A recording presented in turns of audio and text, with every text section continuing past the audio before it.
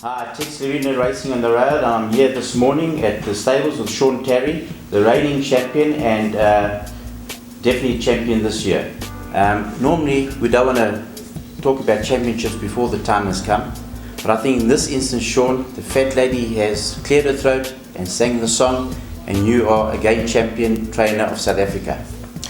Tex, thanks. We've had a real good run. I mean, the stakes we've earned, things have fallen in place. And I mean, obviously it always goes down to a very strong base in terms of owners and staff. Obviously we've got the right horses too, but without the right owners and the staff behind the scenes, we couldn't do the stakes chase the stakes haul that we've actually had this season. Yeah, it's been amazing. You're over 27 million, which is about 3-4 million up on last year. You're well clear of the second trainer on the lot. And it must be hard to sustain because you've got to have the right horses to earn the right purses. If you don't have those horses, you can have winners and not the stakes. Yeah. You know?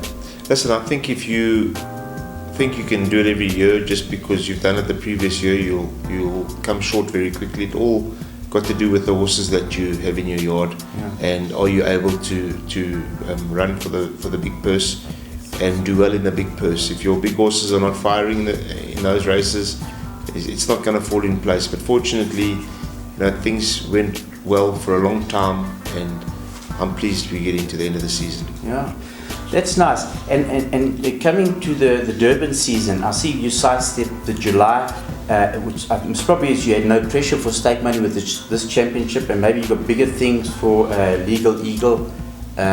Maybe later on in the season in Cape Town or Joburg. Tell us about it. I think a policy which has helped is that I don't think you can chase stakes.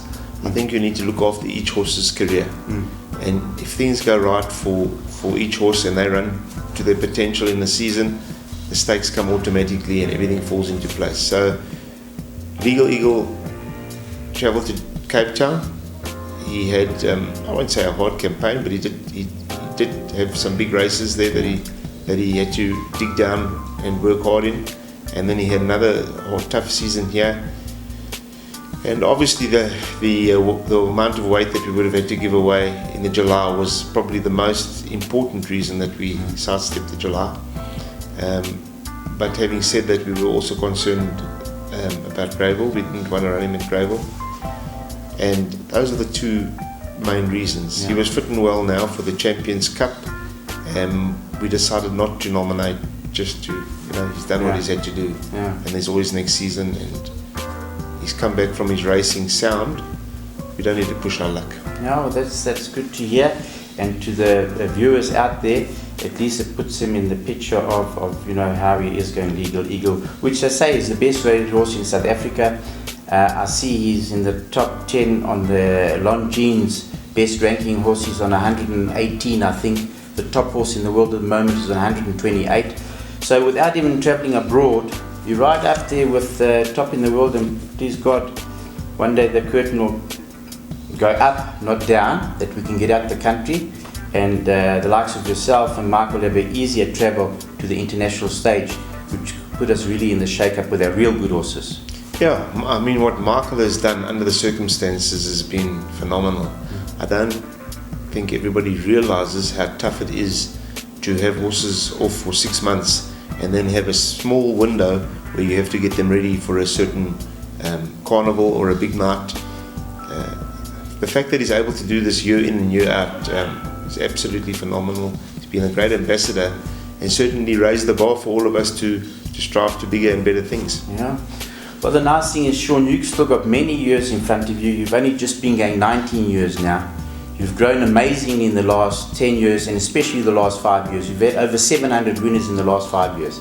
That's a hell of a tally. And to have broken the record this year for winners of all time, over 200 winners, it's just amazing, because you've got the Joburg base and Durban. You've got Deshaun down there, and that's the two places you mainly raid. Yes, that you run from, sorry. Joburg, obviously, we've got racing often 3 times a week, and I think they are doing a lot right here. Makes it easy to have a big string and to find races for your horses. Durban's a little trickier. We capped at 42 2 horses, and obviously the draw factor is big because the courses there are all draw bias. Yeah. So you can nominate and not crack a draw, and eventually you're forced to run off a bad draw. Yeah. But Durban has done well. They've held their own. Dijon is very consistent, does a tremendous job, and he's played his part this season all right. Oh, that's fantastic. And like we know, especially when you have those kind of winners, you have a lot of runners, so you rely on the team. You've got a great team here in Joburg as well. Yeah, I've got a fantastic team in Joburg. I've got, first of all, Andries and Sharlock, Andries Nzongo and Sharlock Mtwesi. They've been with me for a long time. Andries worked for me before I took out my license, so he's been with me 20 years. And Sharlock's been with me probably 12, 13 years. And we've been backed up with Monique Mansour, who's added a lot of value. We've got Tabiso, who's gone through the Summer Hill School of Excellence. He looks after the babies. And that's basically the team here. We've got Sonika, who handles a bit of track and admin. Yeah. So, a very strong team. We've got our resident barriers vets, Kobe Tadmore, Andy Rivas, Sue Ainsworth Taylor, the physio. These people have been with me from inception. So they're very much part of the team and feel more like family than a team. Well, Sean, it certainly has shown with the success you've had. Racing is another level from my day. You guys race more often. It's more scientific, from shoeing, feeding, the whole lot. And like I say, I'll call you a young gun because I'm an old man in the game. And all we can say is it's just been a lovely career to watch. A young man like yourself over 19 years who wasn't born into racing but got involved. I was reading up your profile that you were just like hanging around and you took a liking, obviously, most probably to the open door life and to the horse. And you had your first winner in 1999. 97. Yes. Was your first winner. And then shortly after that, you were quick into the handicaps. You won with Sarah Roth, you won the John Revel handicap, and then bang into the group winners in 99. That's quick for any trainer. And what was it called? The Gauteng Guineas, Golden Apple. Golden Apple won the Gauteng Guineas. And we were lucky enough to get our first group winner in the Jane B. Met, which is obviously a fantastic race to win. But having said that, I think the fact that I've had the backing of Chris van Niekerk for many years, I think Chris had his first winner with me in 99. It's a massive advantage, and I think the fact that I've never had to worry about his loyalty or his backing has played a major part and enabled me to do what I'm comfortable doing and allowed me to make decisions where I don't have to answer to anybody. You don't understand how easy that makes it for a person in my position, and I think from that point of view I've got a huge advantage to anybody else in the industry, that I can have a relationship with Chris and it's based on trust, and he leaves me to do my job. He knows that I know what I'm doing and I will do my best for him. Yeah. At the same time, it's been lovely to have a person like Michael de Kock's example to follow, a man like Mark Bass, who's also been with us season in and season out at Clarewood, where we were for 10 years, to watch their example and see how they go about things.